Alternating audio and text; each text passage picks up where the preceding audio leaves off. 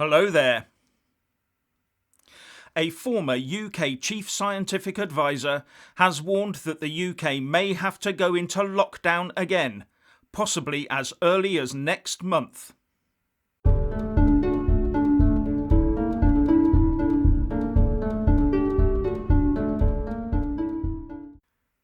Firstly, please subscribe and like this video to give my channel a boost, and I'm always uploading new content, so please do check back daily.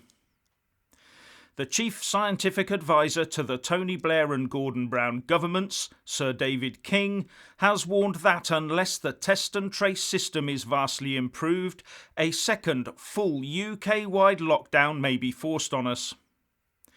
Sir David now heads up the newly formed Independent Scientific Advisory Group for Emergencies, or Independent SAGE, or IndieSAGE, which according to its website is a group of unpaid scientists who are working together to provide independent scientific advice to the UK government and public on how to minimise deaths and support Britain's recovery from the COVID-19 crisis. So it is effectively shadowing the official UK SAGE committee. And talking to the Sunday Mirror, Sir David said, "We need a proper test and trace system by September. Otherwise, full school opening will put us right back." And he goes on to say, "The government has a month to deal with the level of infectivity as it stands now. Reopening schools should be a priority, but we believe we are nowhere near the point where it can be done safely." He also said that when the current test and trace contract with Serco, why does that company keep popping up with these sorts of government contracts? Anyway, when the contract comes to an end, Sir David said it should be handed over to local councils to operate. And when all the schools reopen, he expects the R rate, or virus reproduction rate, to rise by about 0.5. So if the current estimates of it being somewhere between 0.8 and 1 are correct, then we would see the virus spreading again. And this is part of the rationale for shutting things down like pubs, to keep the overall rate down if we reopen the schools. "Test and trace is still failing dramatically," said Sir David. "Tracing here is one phone call and you are asked to isolate. There is no follow-up as to whether people do. The government made a disastrous mistake giving contact tracing to a firm with no healthcare expertise." And Sir David says Serco has already had 100 million quid and would get 300 million if the contract is extended. He also suggested putting those members within multi-generational households who are isolating into hotels, something that happens in other countries. Now there's something that Serco is expert in. But a Department of Health spokesperson said, "In just 9 weeks, NHS Test and Trace has tested over 3 million people for coronavirus and has reached almost 250,000 people who have either tested positive or have been in close contact with someone who has tested positive in order to break the chain of transmission. Specially trained call handlers work with national and local public health experts, NHS clinicians and local health protection teams and play a vital role in helping to stop the spread of the virus." The government is also now exploring other ways to prevent a second nationwide lockdown, which would be hugely damaging to our already hard-hit economy. And this could take the form of pinpoint targeting of the most vulnerable and telling them to self-isolate. The Telegraph is reporting that officials would be analysing NHS data so that those who are over 50 and obese, for example, could be contacted and told to stay at home.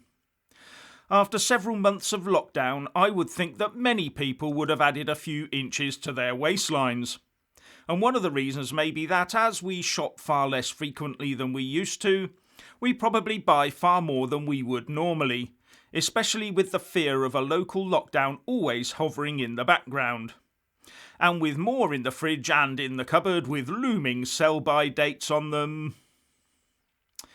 Now, the Indie Sage has come out with a report that says one section of our society appears to be at greater risk from the virus because of a complex interplay between socio-economic disadvantage, high prevalence of chronic diseases, and the impact of long-standing inequalities.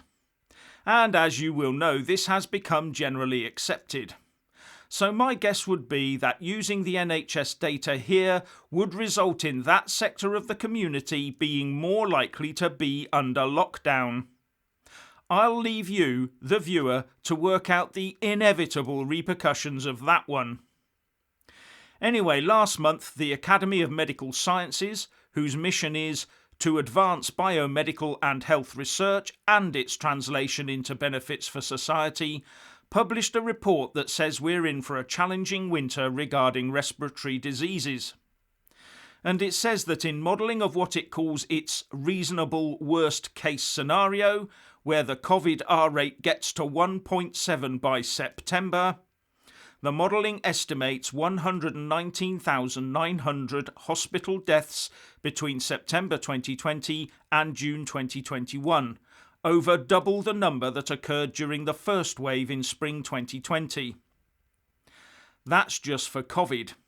And it also said, a backlog of non-COVID-19 care following the suspension of routine clinical care that is likely to result in an increased number of poorly managed chronic conditions or undiagnosed diseases and be combined with a surge in post-COVID-19 morbidity.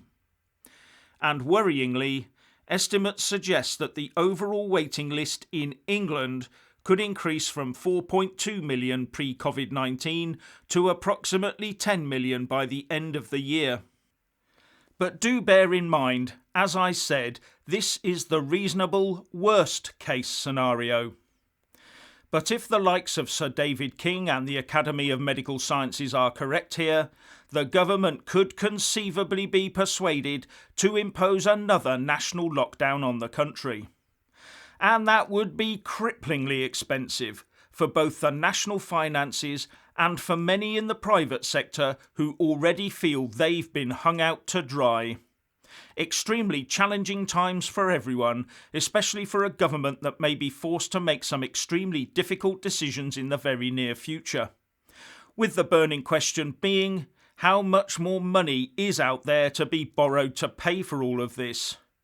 Will we be forced, in the end, to next start printing money to give it to the people and hope that a Weimar Republic-style hyperinflation doesn't hit us? It looks like the festive season of Christmas and Hogmanay could well be very, very challenging this year. Anyway, if you want to hear more from me, please don't forget to subscribe and also press that little bell, or you won't get any notifications. And if you want to see more of me, buy a mug with my mug on it. So what do you think about all of this? Please share and comment, and thank you for watching.